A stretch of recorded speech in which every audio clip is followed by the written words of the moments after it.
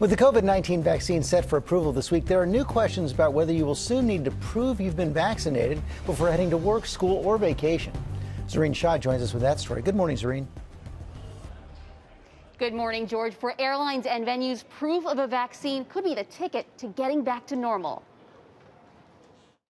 With the first COVID vaccine just weeks away in the U.S., this morning, questions swirling. Could businesses, schools, sporting events, or even airlines make you prove you've taken the shot? Qantas Airways saying it is considering requiring travelers to show proof of vaccination before boarding their international flights. What we're looking at is how you can have a vaccination a passport, an electronic version of it that certifies what the vaccine is it acceptable to the country you're traveling to. Several companies are working on these so-called vaccination passports like Clear, IBM, and Change Healthcare, working in partnership with various airlines and grocery stores like Albertsons and Walgreens to upload lab results into an app. What we really think we can do is to make that circumstance in the patient's control, make it secure, and make it as available to all the venues where it might need to be used. Businesses and large venues could ask for proof of a vaccine from the app, similar to pulling up a boarding pass on your phone. The people coming in aren't going to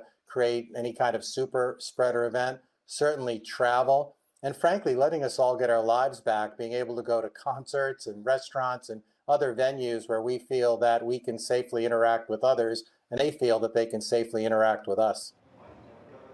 Okay, so this is how it would work. For companies like Clear, you would link your lab data to the app. It would show green if you've taken the vaccine, red if you haven't. This is an easy, quick way to get hundreds or thousands of people into a venue, and these companies assure me that it is very safe, just like going through TSA.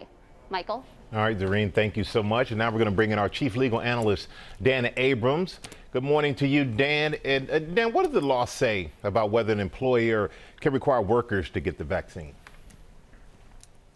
So on employers, the answer is yes, but.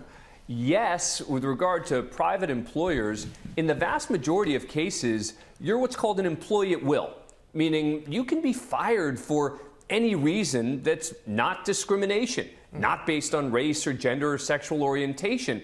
So if they say that's a requirement of the workplace, that's going to be a requirement of the workplace. The but is that there will be exemptions. For example, if there's a medical reason that you can't get it, that would be an exemption. In certain states, there can be religious exemptions or moral objections. But on the whole, people may be required by their employer to get that vaccine.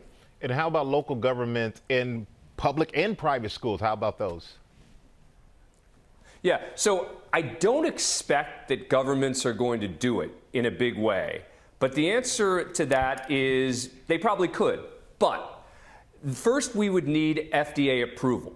Right now, the vaccine is going to be working on what's called emergency use authorization, meaning, in essence, the FDA is authorizing its use, but it's not giving the full level of FDA approval. That's a higher standard. I don't think you're going to see any government action unless there was full FDA approval. And even then, it would be local governments. And even then, I don't expect it to happen, although it has happened in the past with regard to smallpox and measles. We have seen local governments require vaccines. And there are a lot of places where people are in close proximity to each other, like sports arenas, airplanes. So can it be required for those places as well? Yeah, I think those are going to be some of the first places that we're going to see it. Again, you're talking, if it's a private stadium or an airline where they're going to simply say, sorry, you can't use our facility. You can't come here. You can't ride our plane unless you have been vaccinated. It's possible to also say unless you've had a test within a certain amount of time. But that's the place where I expect it to happen first. The last place is probably going to be governments. All right, Dan Abrams, thank you. Always appreciate you.